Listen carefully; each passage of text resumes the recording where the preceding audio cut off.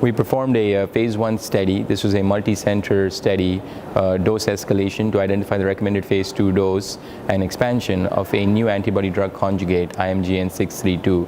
So this is a ADC, which is linked to a chemical toxin called IgN.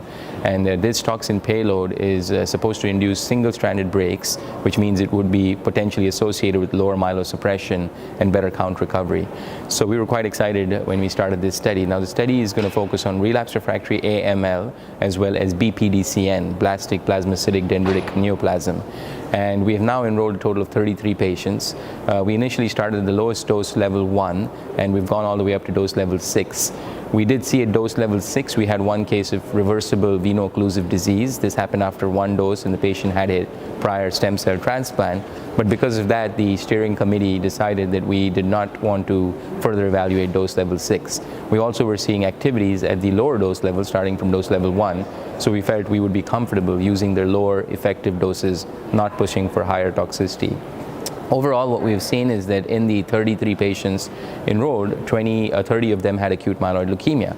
And of the 23 who have had end-of-cycle bone marrows, we saw blast reductions in about 60% of the patients.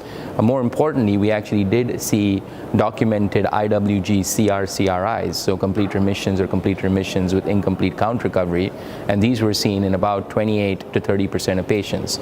Most of these patients were primary refractory AML or second relapse and beyond, meaning these were patients who would generally be considered resistant to intensive chemo or hypomethylating agents, and the response rates would usually be less than 20%. To get a 25 to 30% response rate with this agent was considered to be quite encouraging. Overall, the drug seems safe. We haven't seen any other major signals. We are monitoring, of course, liver enzymes to see if any other cases of VOD occur. We did see one low-intensity VOD, which was reversible at the dose level 4, and that was managed with defibrotide and steroids.